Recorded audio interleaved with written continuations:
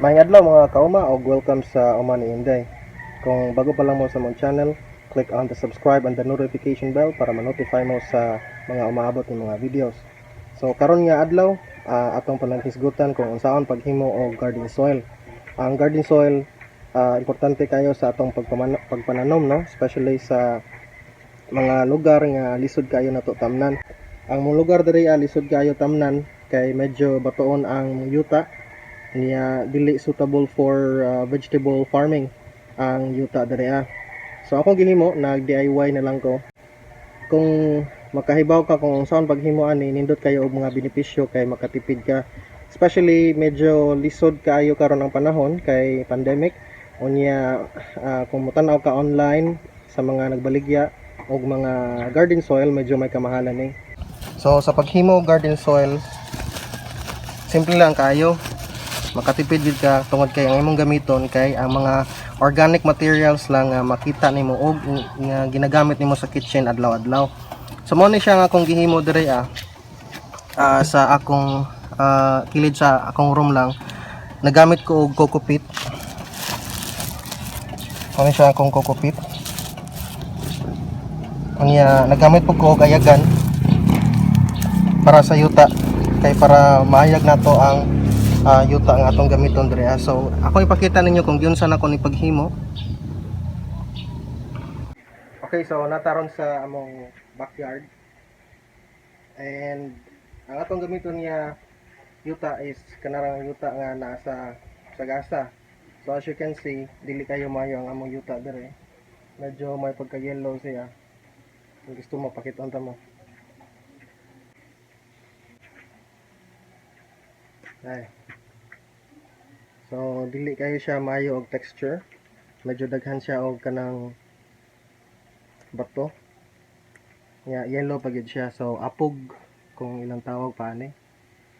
So ato ning gamiton diretso sa atong mga tanom, dili gid mo tubo ang atong tanaman. Ang mga sagbot hinoon mas potubo ang mga sagbot ani, pero dili man sagbot ang atong itanom vegetables man. So magkuha lang tag yuta diri.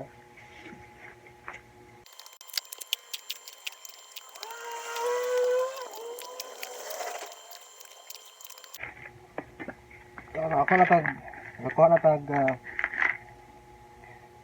yuta gamay. Ato na ni siya ayagon.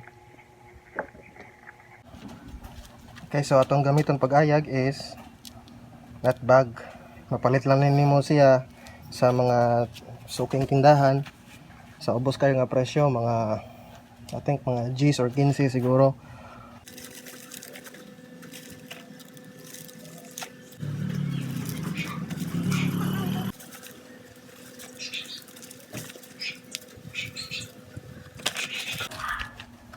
So umar ni siya karon atong inayag. Wala na siya kayoy bato, and medyo buhaghag na. So murag yapon siya bason. So di pa na nato magamit. Okay, so na natong coco peat. Ato lang bana-banaon nga ma 1/3 ang iyang kadaghanon sa yuta nga atong sagulan. Ay kadaghan na. So sagol. Correction day mga kaumano, dili din ni coco peat ang atong gibutang, rice hull ni siya. And mosod ni siya ang carbonized rice hull. So lipat ko gamay. Ano sa ibutang dire ang atong carbonized rice hull. Bilang kay nato daghanon, ato lang bana-banaon nga proportionate siya. O na-dire po lang.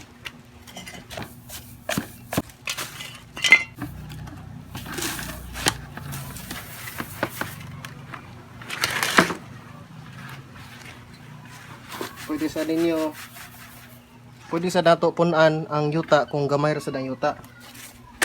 So wala man ko nag measure gid ani niya. Ako na lang bana-banaon. Anyway, mo work man gid gihapon.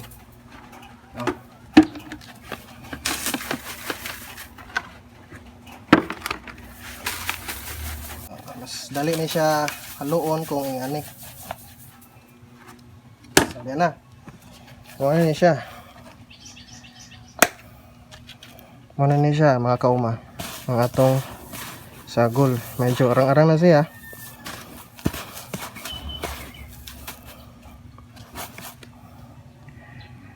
Ang atong buhatan na sa ani sunod. Ato siyang isulod og separate nga container para sa atong nakita ninyo ganina.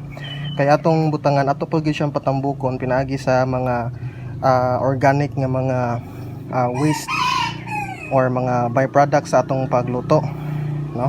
Sama sa mga pakpak, sa mga gulay, mga eggshells, crushed eggshells, ug uban pa pwede sa mga sudan. Okay, so balik kita karon sa veranda sa akong mini garden. O ato nang ibutang ang atong mix ganina nga yuta. Before tamo padayon, shout out sa ako sa akong mga amigo ug mga supporters.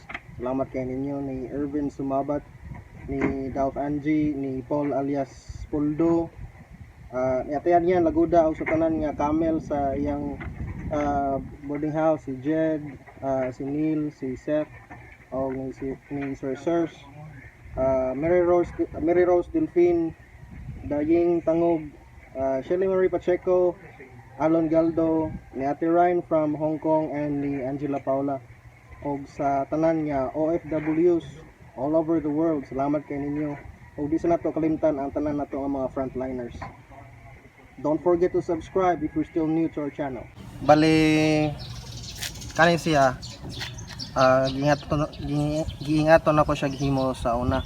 So ang akong gibutangan lang siya nako og mga bisagon sa mga kanin sa avocado, mga kanin limonsito, usahay na ko mga kanon dire yan madaot na, tas mga sudan sad, crushed nga eggshells. Kani siya kay concrete. Actually ako ra pud ni siyang gi-recycle ni siya nga balde kay wala naman ni gamita. So ingan ni siya gitsura kung decay na ang uban niya atong gipamutang diri. So kung kita ninyo nindot na siya kayo nga yuta. Pero di pa gyud ni siya mao. Ato pa gyud ni siyang patambukon. So karon ang atong himuon is atong tabunan ni siya gamay, additional nga yuta katong atong gigamit ganina. Tangalan nato ni siya para dili kayo kanon sa langaw. Okay, so ana lang itong patagon. Then after that pwede na pud ta makabutang og lahi nga layer sa mga pakpak. Bisag unsa basta kay malata. Another way is pwede po ta mag-add diha mga probiotics sama sa lactic acid bacteria serum. Sa sunod nga video ako ipakita ninyo kung unsaon paghimo og lactic acid bacteria serum. Currently nag ferment pa ko sa rice washing. So ako ipakita na po ninyo kung unsaon paghimo ana in the next video. So mo lang to mga kauma, salamat kayo sa pagtan-aw sa video. Kung you find it useful kaning content, don't forget to subscribe and share pod sa atong uban nga mga kauma para makatabang sa kanila, no? Para sharing is caring, so why not? Hangtod sa sunod nga higayon. Hasta la vista mga kauma. Kita so muna siya ako mga Camel nga kauban dire sa boarding house. You can sila na grocery.